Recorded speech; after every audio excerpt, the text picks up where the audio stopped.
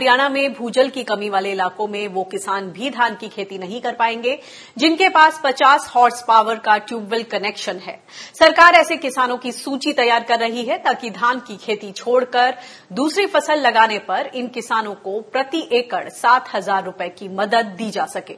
हालांकि किसान इस कदम को नाकाफी बता रहे हैं। उनका कहना है कि धान की जगह दूसरी फसल लगाने पर जो घाटा होगा उसकी प्रति एकड़ 7,000 रुपए से भरपाई नहीं हो पाएगी। हरियाणा सरकार का तानाशाही फैसला है कि किसान जो है वो 50% ही धान लगाएं और 50 हॉर्स पावर से ऊपर की मोटरें हैं जहां पर वो किसान धान नहीं लगा सकते, क्योंकि जिन क्षेत्रों में 10-15 सालों में धान की खेती हुई है वो जमीन इतनी पक जाती है कि उस जगह पर मक्का या दूसरी सब्जियों की फसल बिल्कुल हो ही नहीं सकती। तो ये बिल्कुल अव्यवहारिक फैसला है।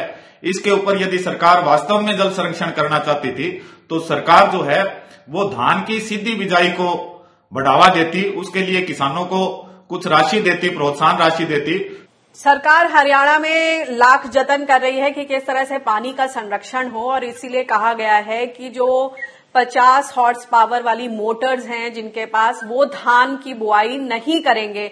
अब हमारे साथ ऐसे किसान भाई भी हैं जो कि सीधे रोपाई कर रहे हैं बीज की, और उनसे बातचीत करते हैं उनका क्या अनुभव है और किस तरह से ये तकनीक जो है ये पानी के बचाव में कारगर सिद्ध होगी।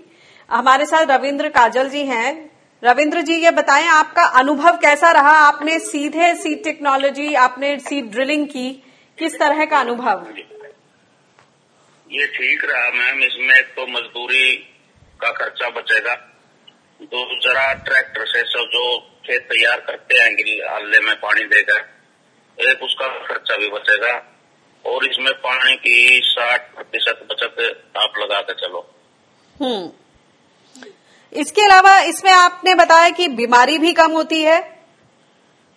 हाँ जी, जो पानी नहीं खड़ा होगा, नमी कम होगी तो उसमें फिर मच्छर नहीं होगा तो फिर बीमारी नहीं होगी। जहाँ पर 3 स्प्रे धान में लगते हैं ये 1 स्प्रे में पार हो जाएगी।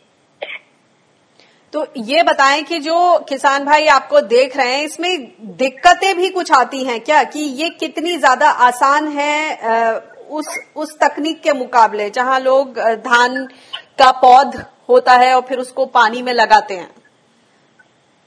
उससे तो ये तकनीक बहुत बढ़िया है जी।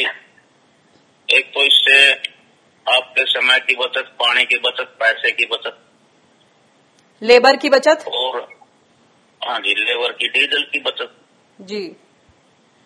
ये बचत तो आपको होगी। और ऐसा है जी, उसमें और इसमें कोई फर्क नहीं है। पिछले साल भी हमने लगा रखी थी, वो मशीन के साथ और के लगाई थी, तो हमारे यहाँ जैसे 4 बीघे का किला है तो 19 क्विंटल की झाड़ निकली थी। यानी उत्पादकता में भी कोई दिक्कत नहीं है? नहीं आई थी। तो आपने इसके बारे में, जिस तरह से सरकार जो लोग धान नहीं लगाएंगे उनको 7,000 रुपए प्रति एकड़ इंसेंटिव दे रही है, आपको नहीं लगता कि आपको भी इस तकनीक के माध्यम से, अगर आप पानी का संरक्षण कर रहे हैं तो आपको भी ऐसा कोई सरकार की तरफ से कोई प्रोत्साहन राशि, कुछ इंसेंटिव मिलना चाहिए? पिछले साल सरकार ने घोषणा की थी कि 5,000 रुपए देंगे जो इस विधि से धान लगाएगा, तो घोषणा तो कर दी खट्टर साहब ने, बाकी 1 पैसा भी किसी को दिया नहीं। चाहते तो हम भी हैं भाई, पानी की बचत कर रहे हैं तो इस पर भी जैसे मक्का और फसलों पर 7,000 रुपए सरकार दे रही है, इनको भी प्रोत्साहन राशि देनी चाहिए, इन किसानों को भी। जी, क्या आपने इस बाबत बात की है सरकार में? अपनी बात सामने रखी है? हाँ जी, मैंने रखी थी अपनी बात सामने। दुष्यंत चौटाला उप मुख्यमंत्री जी से मेरी बात हुई थी, तो फिर उन्होंने कोई जवाब नहीं किया। बोल रहे थे देखते हैं क्या होगा क्या नहीं, क्या करती है सरकार। यानी कोई भी स्पष्ट जवाब आपको इस बाबत नहीं मिला। बहुत बहुत शुक्रिया हमसे बातचीत करने के लिए।